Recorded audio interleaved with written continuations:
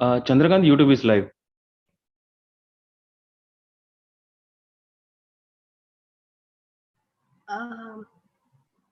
Mr. Jaiprakash, I think we are still in practice session, correct? Hello? Yes, sir. I'm also getting a notification of we are in practice session. Okay. I'll just inform him.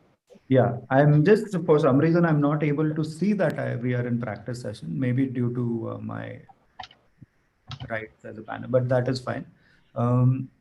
So we have begun.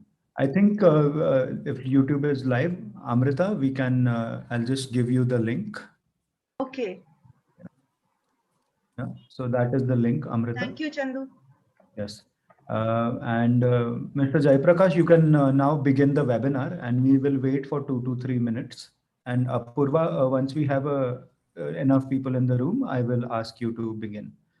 Yes, thank you. Yeah, I'm starting the webinar. Yes, please. Thank you.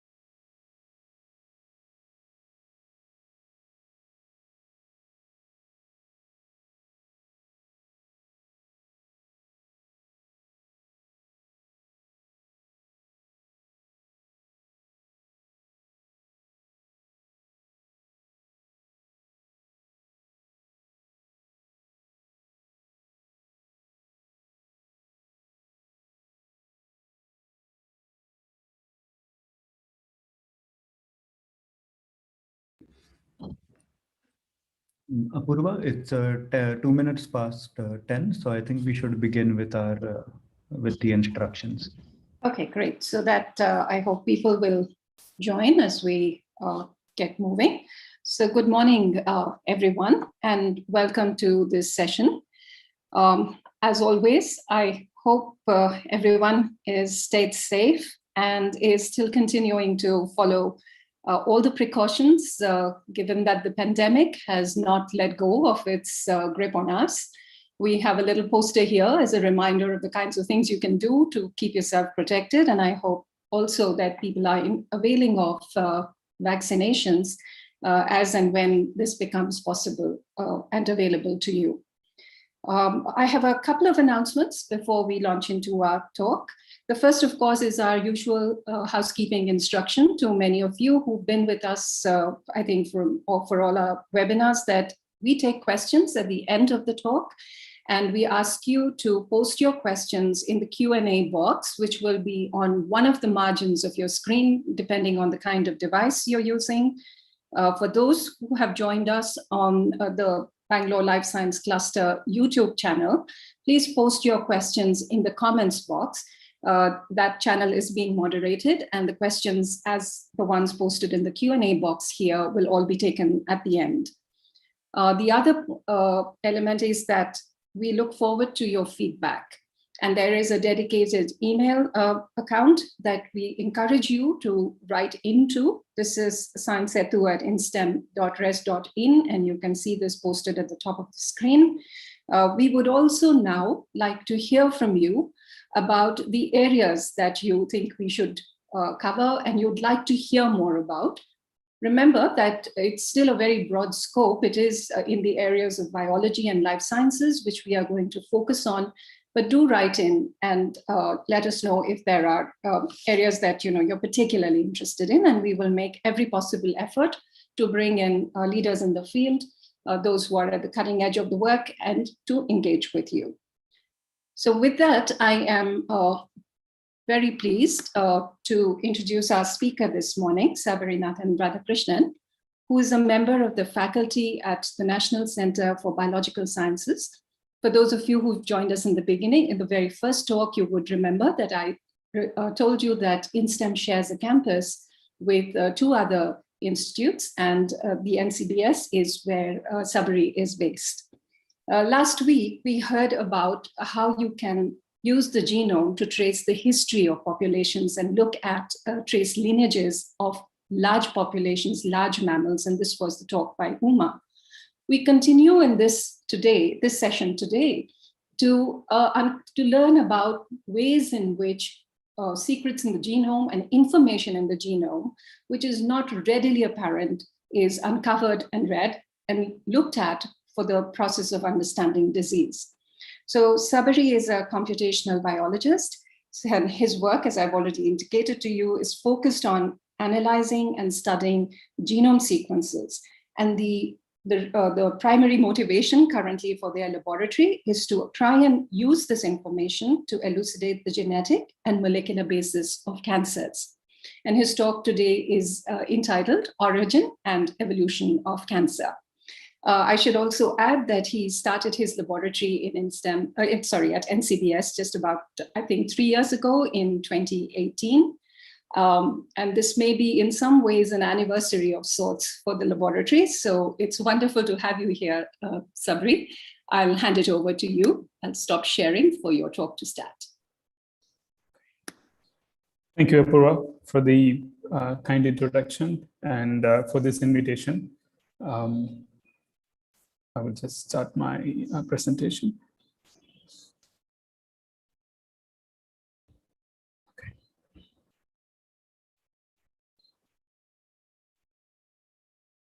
Yeah, all good. You can go ahead. Okay. Thank you. Hello, everyone. Today, I'm excited to share some of the current views of origin and evolution of cancer, particularly in the context of genomic studies. So before we go into the details of it, I will just briefly go through some of the common questions that we encounter in the context of cancer, such as where does cancer come from? And why more and more people are these days getting it? And what are the treatment options available? To start off with the origin, it is believed that the cancer starts from a single cell within our body. As we know, the cells are the fundamental units of all living organisms. and cells of similar types will form together and organized in a structure to form tissues, and then the tissues will form together to an organ, and so it has been structured hierarchically. So the base unit is the cell, and generally the cells within the tissues are very well structured, and their function is also very well controlled, which means that they know when to divide and they know when to grow more and when to repair. So all these things are very well coordinated, and this coordinating information is encoded within the DNA of our cells. Okay. So as we know that the DNA contains the genes, and the genes will encode for mRNAs, the messenger RNAs, and then these mRNAs will translate into proteins. And the proteins are the workhorse, where they are involved in several functions of the cells, ranging from signaling to the cell division. So given that this DNA is being passed from one cell to the other during the cell division, whatever the information that is present in a cell DNA that is encoded is also being transferred into the other cells as well. So that's why this controlled regulation is being transferred from one generation of the cell to the next generation. Unfortunately, if there is any mutations or called mistakes in the DNA bases, so we know that the DNA contains two major base pairs, AT and GC. And if those base pairs have been affected, or if it's kind of misspelled, for example, you can have one base pair completely replaced by another, for example, GC to AT, or if there are some additional base pairs being incorporated to a particular position, or it's being removed, which is called insertion and deletion, or you can have a large scale variations where a chunk of the DNA has been cut out, or it's being duplicated, or it's kind of reversed. So all these things, kind of mistakes, could happen during the DNA replication, which is the process where the DNA is copied in order to produce a daughter cell. During this process, and the unfortunate event that the mutation happens in the DNA, this information is propagated to all the gene products, for example, to the mRNA and then to the protein. So when the protein is being affected because we don't have the right information coded in it, and there were some mistakes in it, so these mistakes will interfere the proper function of the protein. So as a result, what happens is that the normal cell will not be able to do their function as it used to be. For example, we can think of whether now the cell will have a different shape, and sometimes they will not listen to the cues from the other cell and just multiply and grow into a lump. So in this case, we could see that this the colored one is a cell with a mutation, and this mutation affects a particular gene product, and that gene product is enhancing the ability of the cells to grow, like kind of overgrowing that particular area. So at this phase, it's kind of a rapidly multiplying cell, and it's not a problematic. The problem arises when it starts to grow its own blood vessels. Like it starts to behave as a small unit within a particular tissue. And it gets the energy from the blood vessels, and it starts to grow even more. And this is the stage where we call it as an invasive tumor, where the tumor is start to getting deep rooted, and also take advantage of these blood vessels and the lymphatic vessels nearby to shed some of the cancer cells into it, and that will transfer to the other parts of the body, and they develop in the other sites as well, which we call it as metastatic. So this invasive tumor and metastatics are quite problematic and a major health problem. So this process takes a long time. Like it will not happen just in a day or two. It takes years and years to change from a mutated cell to a lump, and then the lump to growing into an invasive tumor. So this partly answers why the cancer is always being associated as an aging disease. But then why more and more people are getting it now? Why it's not before? And that's partly because there is an increase in the average lifespan now. For example, now we managed to combat some of the infectious disease. So people could survive longer, and by doing so, these cells start to the mutated cells start to grow into a tumor, and so the tumor is more visible now. And also we have an advanced medical techniques to identify the cancer early in stage. So these are all some of the reasons why we happen to see more or hear that cancer incidence more. And the flip side to that is even if we have gained in the average lifespan, we are also exposed to a lot of carcinogens through our lifestyle. For example, smoking or tobacco chewing, alcohol, or radiation like from the UV light, and then some dietary behaviors. So all of these substances have some carcinogen that would increase the mutation rate, as so it increases the chances for the cancer risk. Once the tumor has been identified, then the next question would be, what are the treatment options available there? So generally it is surgery to remove the tumor tissues, followed by radiation or chemotherapy. Radiation is kind of, it is given to a specific part where the tumor is operated. The radiation gives more DNA damage to the cells, and the cancer cells don't have the ability to cope up that radiation, and so it will die. Similarly, the chemotherapy is also a chemical substance that induces a lot of stress to the cell, and the cancer cells will not able to tolerate that, and so it will die from this stress through a programmed structure.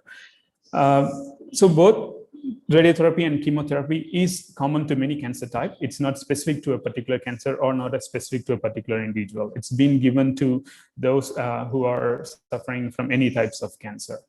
But the side effect to that is that this will kill some of the normal cells as well in our body, and that gives an additional side effects, especially for the cells that are in the lining of our gut, and other cells that are fast growing in our body, which are essential, but it will also get affected by this common treatment. So to overcome that, the researchers are moving into the targeted therapy, which means that prescribing a drug that could identify the tumor cells and kill only those tumor cells and not the normal cells surrounded by that. So I will zoom that a little bit and explain how genomics can help into that particular area.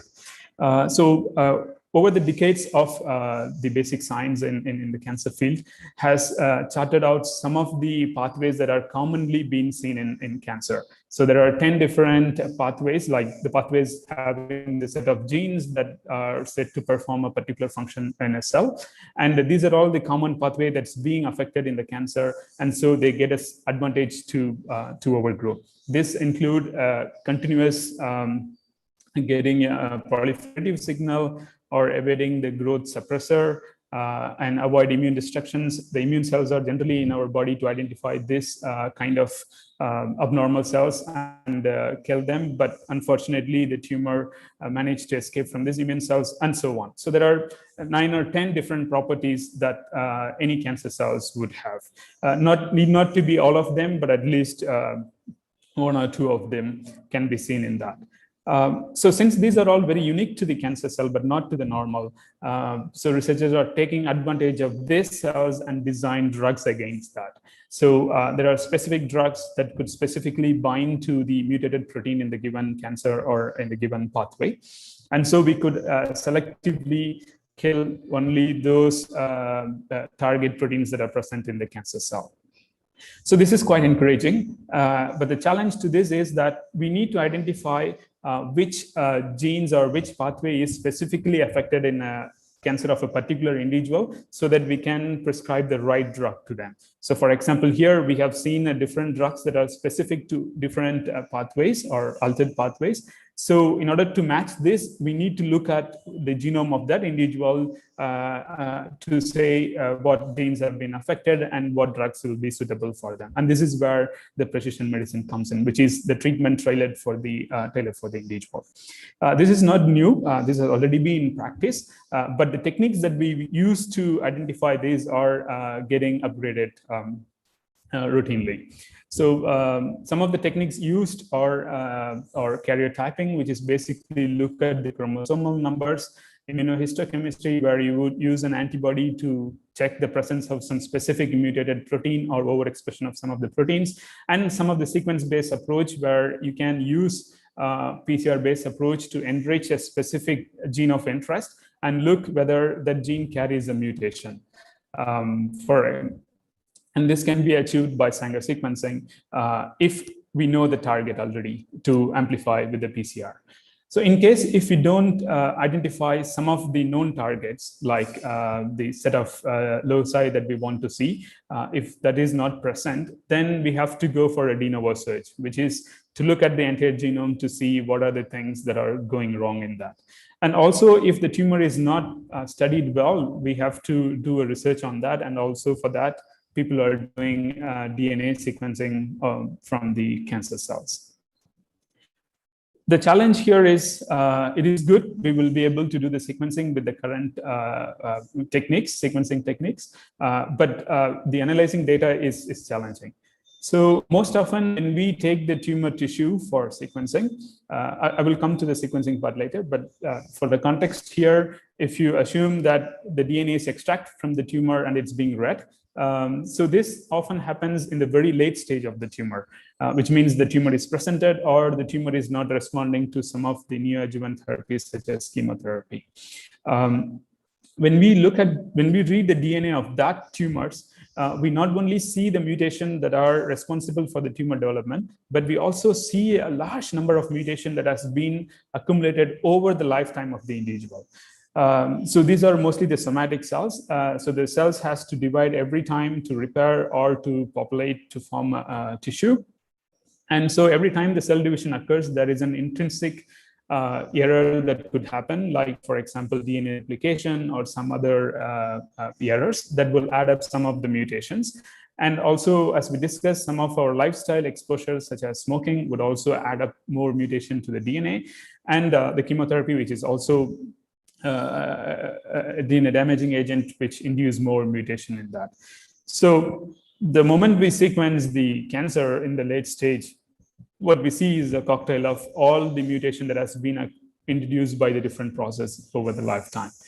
So in this, we have to identify which one is the more the mutation that is more relevant for the cancer development, and whether that is targetable with the drugs that is already available.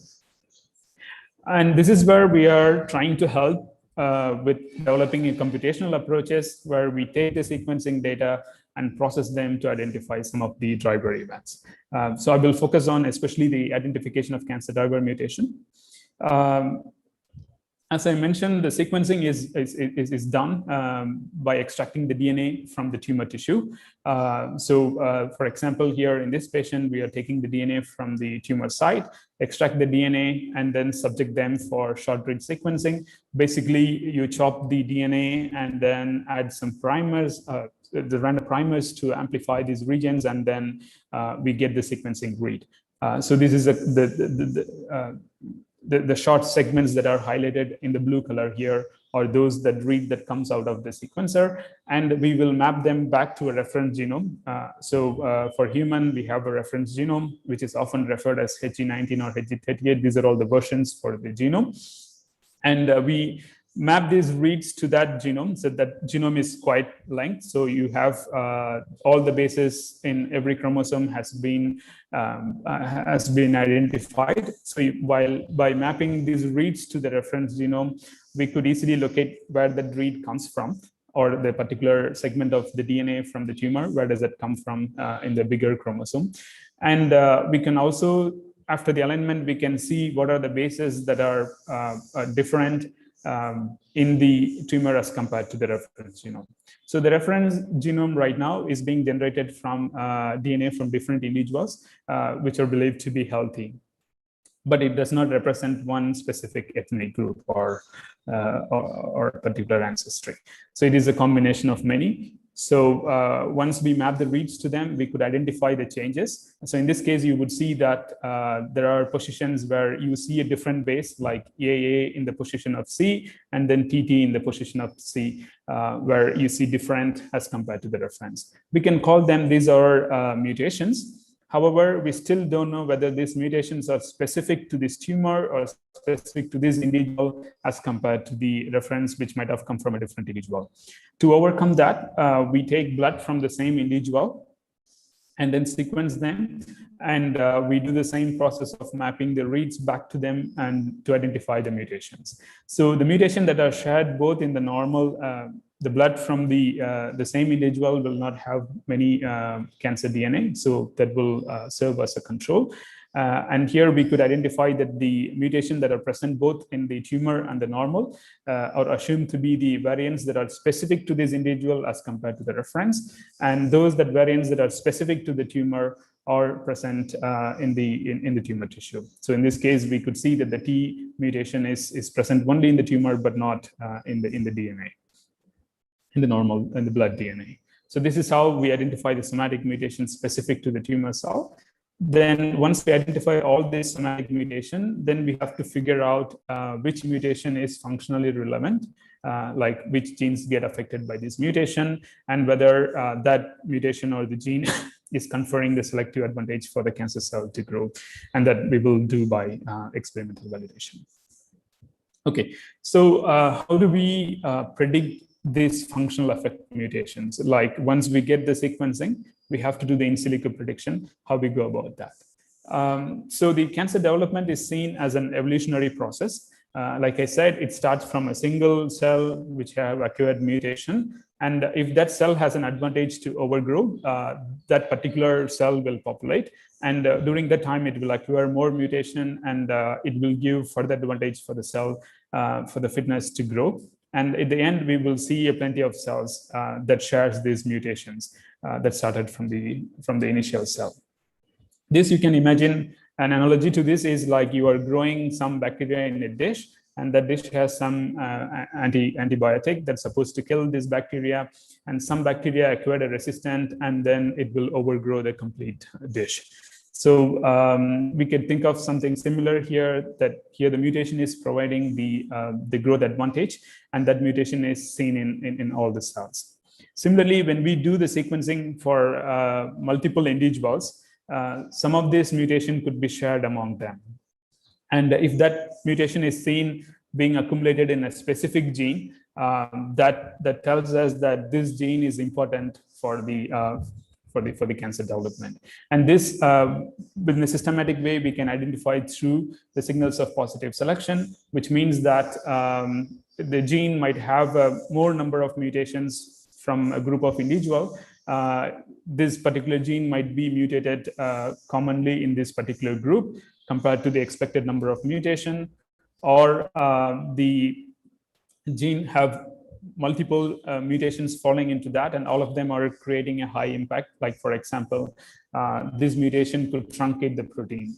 That happens always in the TP53, one of the tumor suppressor. It's always having the protein truncating mutations.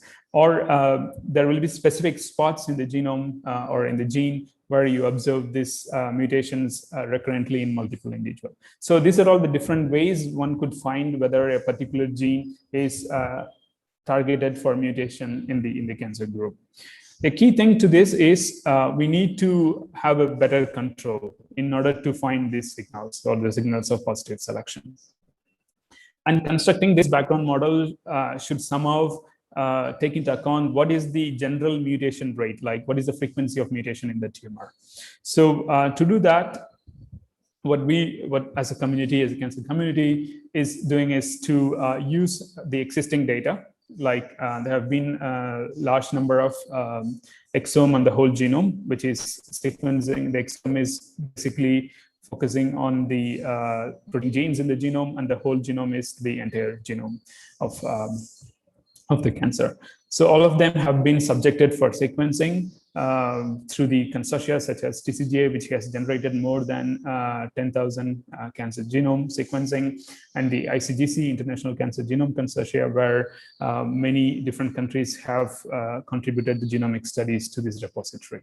So we could take data from that, genomics data from that, and then try to understand what is the frequency of the mutations or the mutation types in those in each tumor type. And then we can use that to develop a computational and statistical model to identify the mutation that could be likely the driver of the tumor. As I mentioned, like TCGA has generated enormous genomics data from the cancer. And what they have found from that study is basically that the number of mutation they have seen in the tumor is highly variable within tumor as well as across different tumor types. So here in the top, you will see the different mutation type being represented on the x-axis, and the y-axis is the frequency of this mutation in a particular megabase. And each dot is a sample. And you could see that the mutation varies from the lower end to the right. And the right one are mostly tumors that have exposed to external carcinogen, such as lung and skin. So there we see the mutation rate is several-fold higher as compared to other tumor types which have pediatric or less external exposure. Not only there is a variation in the mutation count. If you look at the mutation type, there is also a unique feature to different tumor types. So at the bottom here is a heat map where each column is a sample. And that tells us what is the frequency of the different mutation type that has been seen in a particular individual in the tumor type. So the height of the color indicates how many mutation that has been seen relatively in that particular sample. We could see that some of the mutation type C2T, which is GC base pair, is changed to AT pair. That bases are quite common across different tumor type. However, if you look into some specific tumor type like melanoma, the numbers are even higher. So majority of them are basically yellow color there, which indicates they are predominantly C2 mutation, C2T mutation. So they went ahead to look at in which genomic context it occurs. So when we talk about the chromosome, it is just the sequential order of the bases, right? ATGC. So if you look at what is the base that is before and after where the mutation happens predominantly, we could see here that most of the C2T mutation happens if you have a T upstream, which means like if you have a sequential order like T followed by C and then followed by another C or G, the C in the middle tend to mutate more often. The reason for that is the UV light causes DNA damage that preferentially affects the dipyrimidine. So the dipyrimidines are T and C. So those bases are sensitive to the UV damage.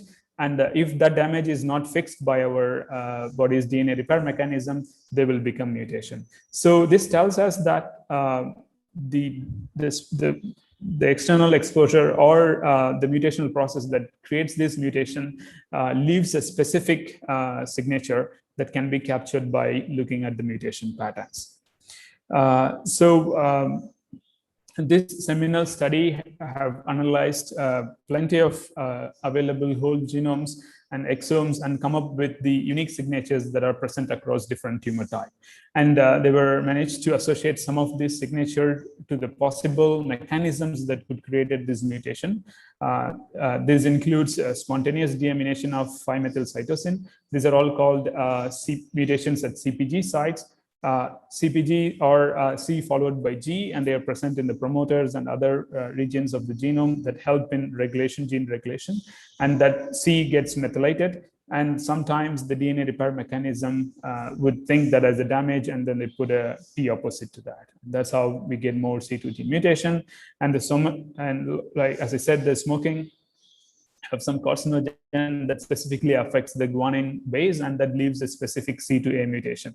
So like this, different process create a specific mutation patterns, and that could be present uniquely in the specific tumor type. Like this smoking signature is more predominant in lung as compared to skin or something. Okay, so by looking at the context where it occurs, we can find out the frequency of mutation in a specific context that has been associated to a process. Then the question is whether the frequency is still the same if you look across the genome. Because when we say genome, we often think that there is a linear DNA molecule, but within the cell, this has been also structured and more compact in order to reduce the size and fit within the nucleus. So in this case, you could see that the condensed form of the DNA with the help of histones and the nucleosomes are called as chromosomes, chromatin and the chromosome. So this is the full DNA that's been stretched out. Usually that is bound by some histone proteins that forms a wrapped structure, and then it forms a chromatin. The open region, like the DNA that is exposed, are generally having the genic regions where other set of proteins could come and then translate or transcribe that particular genes within the open chromatin.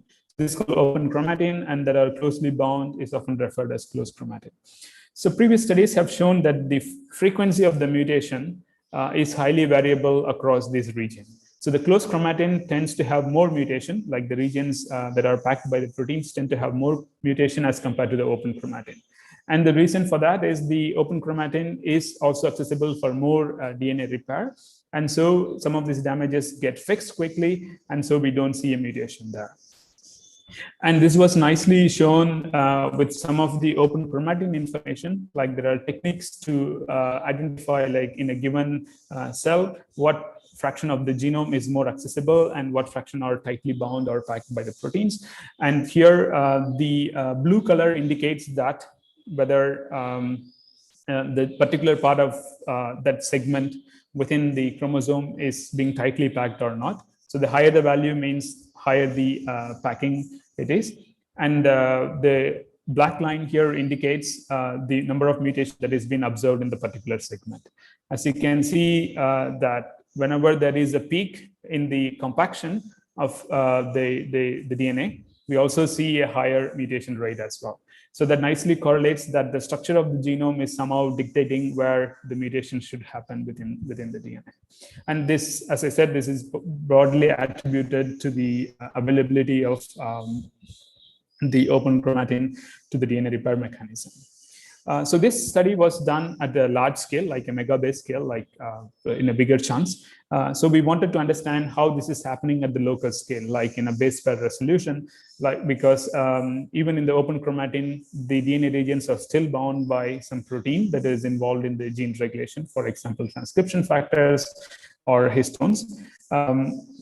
So we checked this in several tumor types, and particularly in skin and lung, we found that the DNA regions that are bound by this protein tend to have a higher mutation. So that is shown in the red color.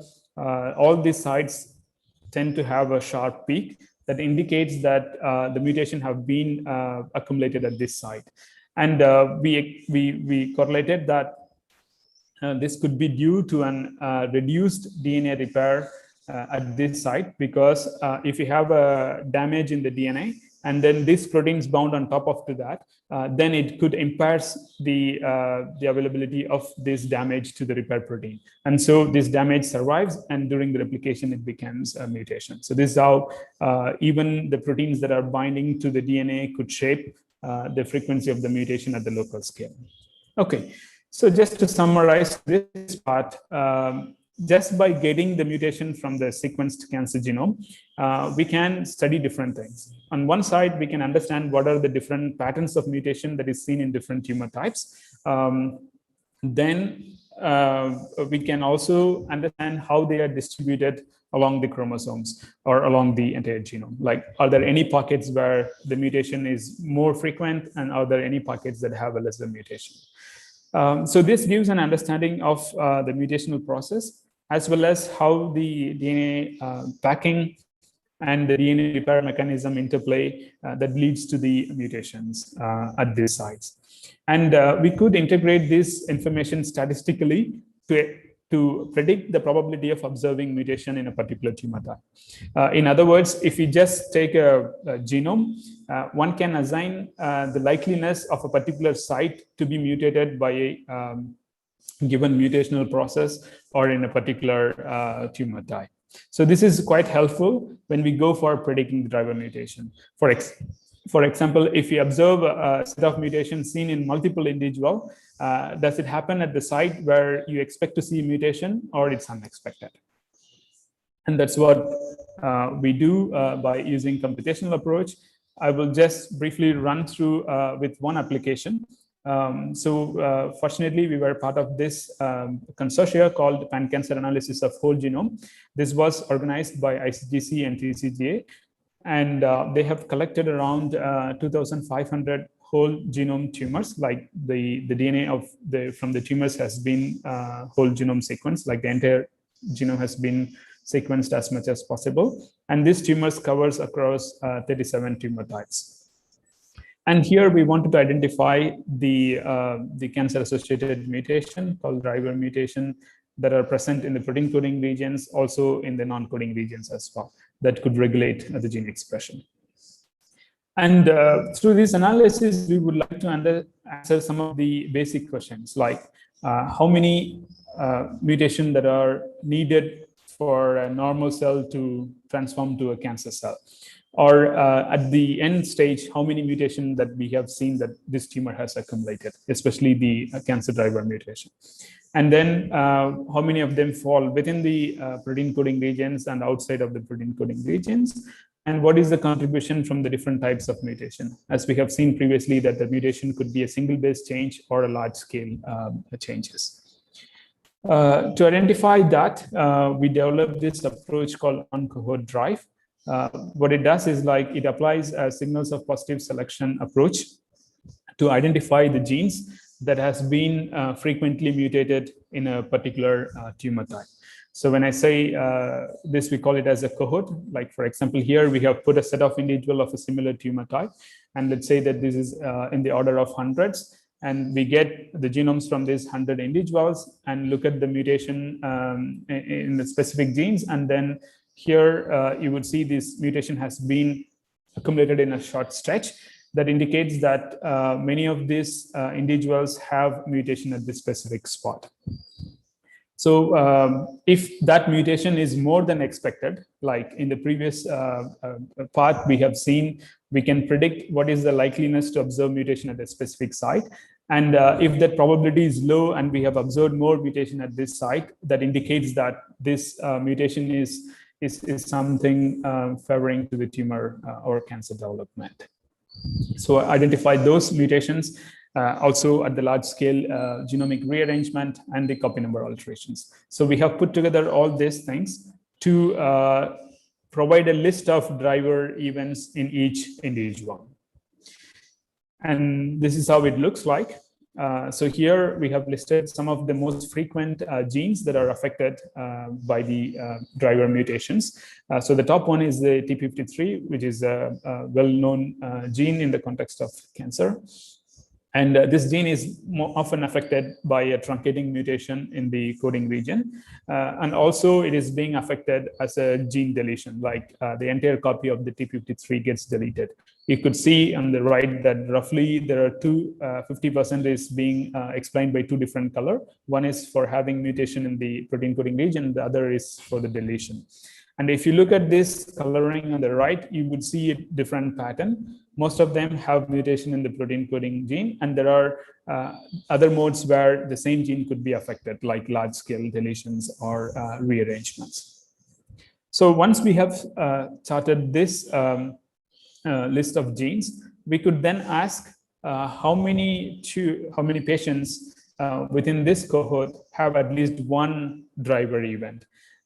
So here on the plot on the left, the group all indicates that it can be any type of mutation, but whether it is present in at least one individual, that tells us that 90% of the individuals in this cohort have at least one driver alterations. And if you look at the absolute number in each individual and take an average, that comes around 4.6, which means that there are roughly 4 to 5 driver mutations that are present in each cancer. And this 4 to 5 mutation played a major role in the transformation of the normal cell to the cancer cell.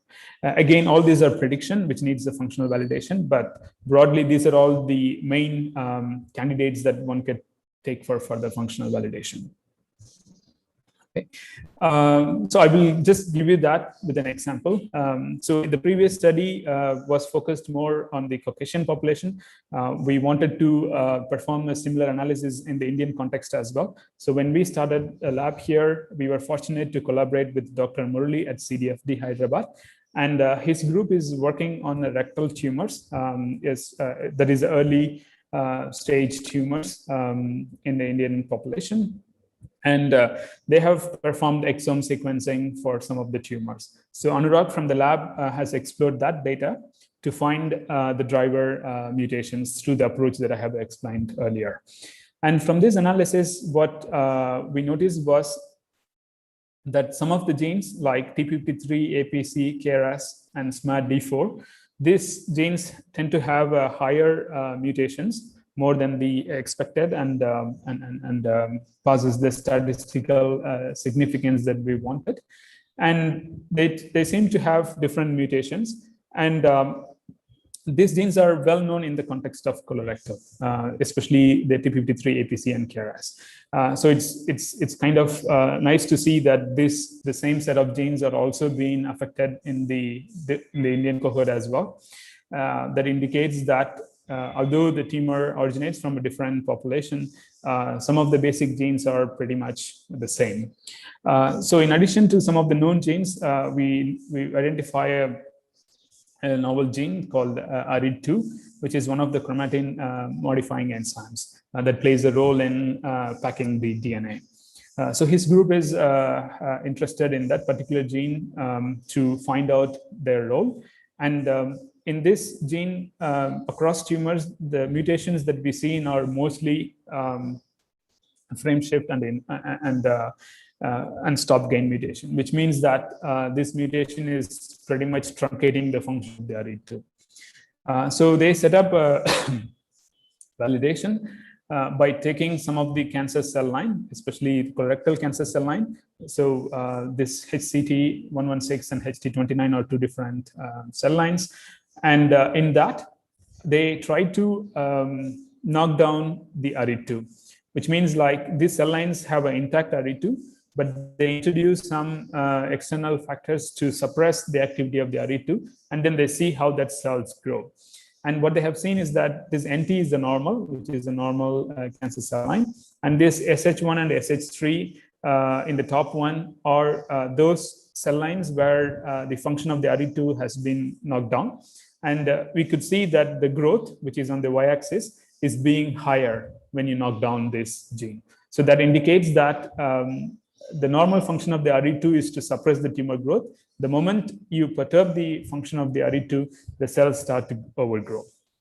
And this has been nicely recapitulated in a different cell line as well.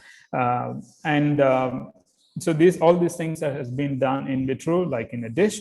To move forward, they have also injected these cells in the mouse model. And there they have seen that over a time, these injected cells could form a tumor. And the size of the tumor has been shown here, that it grows much more than the normal, which is where the ARID2 is intact and try to reduce the tumor growth. So based on this functional validation, we propose that ARID2 as a novel tumor suppressor in the early onset rectal cancer. So this nicely summarizes how we can move from the computational approaches where we could identify some of the important genes and mutations, and then we can take them for experimental validation to show how these genes are involved in the tumor growth. Then we have to do more studies to identify which pathway they are directly involved and how that can be targeted. So that could be a follow-up on this work. Okay, so collectively, I have shown how we could use the data from the genomic study to understand the basic biology, such as the mutation patterns and their distribution along the genome, and how that information can be utilized in a statistical way to identify the driver mutation. And those models can be applied to newly sequenced tumors to identify the driver mutation and to match what are the potential drugs available for that. So all this work has been done on the bulk tumor, which means that we have taken the entire tumor tissue or a particular piece and then extracted the DNA from the entire bulk and done the sequencing. But to study the origin and the evolution of the cancer even better, we have to dissect this process. And there are some studies coming up. So for this one, in this seminal study, what they have done is they have taken tumor tissue. Instead of extracting the DNA from the entire tissue, they have subsampled the regions. There is a region here they have mentioned R1, R2, R3, R4. These are all these subsites within that. So they pick up the tissues from that, extract the DNA, and perform the sequencing to identify the mutations. Once they identify the mutation, they compare the mutation across the different group in order to establish which mutations are being shared across all groups, that we call it as a founder event, and which are the mutations that are specific to each subgroup. Yeah, so that could tell us that it started from the single cell probably, and over a time, and when they invade to the neighboring sites, they could acquire different mutations, and that could be selected for. So by doing this multi-site studies, we could reconstruct the behavior of the tumor, and when they operate, they could identify what are the sites that need to be removed in order to minimize the residual effect, which is like after the surgery, there should not be any leftover, because that could give rise to the recurrence again. So the other techniques that is coming up vastly is the single cell approach. So in the previous one, and also in the earlier studies I showed, are mostly the bulk sequencing, which is getting the DNA from all cells pulled together. But with the current technique, we can extract DNA from the individual cells and do the sequencing within that. So this is an exciting area coming up, and it has a lot of implications to study the evolution at this intratumoral heterogeneity and the evolution within it. For example, if you take tumor tissue and let's say that each cell within that has been individually sequenced, like the DNA has been somehow barcoded, and then we sequence them to understand the property, which could be DNA or RNA. Then we have a map of different cells within the tissue. So this includes some of the major cancer cells, and then the surrounding immune cells that are surrounded by that. Then we could see how immune cells are interacting with this tumor, and within tumor core, what are the different clonal cells that are available. As we said, in the multi-site, we could identify a different clonal of the cancer cell that could be nicely seen with the single cell sequencing as well. Then if a particular tumor is metastasized to a different organ, we can do a single cell there and try to match which subpopulation of the cell from primary has been moved to the metastatic part and became populated there. So this way we could tell us whether it is the same set of mutation being present in the two different sites, or they are fundamentally different. Another exciting area in this is when a patient is given a targeted therapy or a chemotherapy, some of the tumors might reoccur. So if we have a time-lapse data of this, one can easily see which particular cell type has been repopulated or became drug resistant. To summarize, there are exciting times ahead. There's a lot more techniques coming up to dissect this tumor to a finer scale. And I hope that this information will help to learn the biology of the cancer more, and also find treatment that would help the patients much better and with the less pain. Okay, with this, I would like to thank my lab members for the contribution, and my postdoc group as well, because some of the work I presented comes from that. My institute, NCBS, funding agencies, India Alliance, DBT, welcome. Ramanujan Fellowship, ICGC and TCGA for making all the data publicly available so that we could use for the data mining. And thank you all for your patience. Thank you, Sabri. That was, again, a huge spectrum that you spanned, and I'm sure this has been very informative for several in the group who've been listening in. Before we launch into questions, Sabri, I since we are speaking largely to undergraduate and postgraduate students in colleges and in pre-med settings, I think it might be a little useful if you could just tell us what might be the kind of training and that is, and the disciplines that actually feed into this area, maybe drawing examples from your own career. Sure. So in terms of genome analysis, we need a little bit of background in the molecular biology so as to know how the basic molecular biology works. And then for the sequence analysis, we need a bit of computation, like a basic programming skill would be fine, where we could basically write a code where we could use the program in a sequential manner so that we could analyze data from one step to the other. Learning program is something is becoming more and more easy with many tutorials that is available. All we need is a little bit of logical thinking, how to put the data in a right way and the set of tools to analyze them.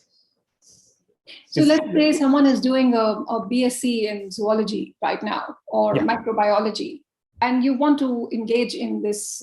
So obviously the molecular part, the experimental part is somewhat clearer. What might you want to train yourself in if you want to get to asking questions using the kind of computational skills that you discussed, you revealed in your talk today?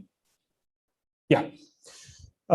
So just to see it in a broader perspective, if one could learn programming like Python or R, which is the platform where we will analyze this data. So a bit of basic programming and some statistics as well. So that statistic is something that we could pick up as we go along with a specific data analysis. And also it's becoming more and more clear that if you take any molecular biology analysis, there is some part of the data analysis becoming integrated. So learning some programming from basic a bit would be helpful. Always be helpful. Yeah, correct. Okay, great. So we have a very specific question here, Sabri, saying that asking, can you please suggest the softwares that can be used for these analyses? Maybe you also want to discuss some of this. This is the question is for the softwares that can be used for such analysis. I see. So there are different packages available. So it's difficult to name one because each has a different ability. If you want, you can just write to me. I will be happy to suggest those things.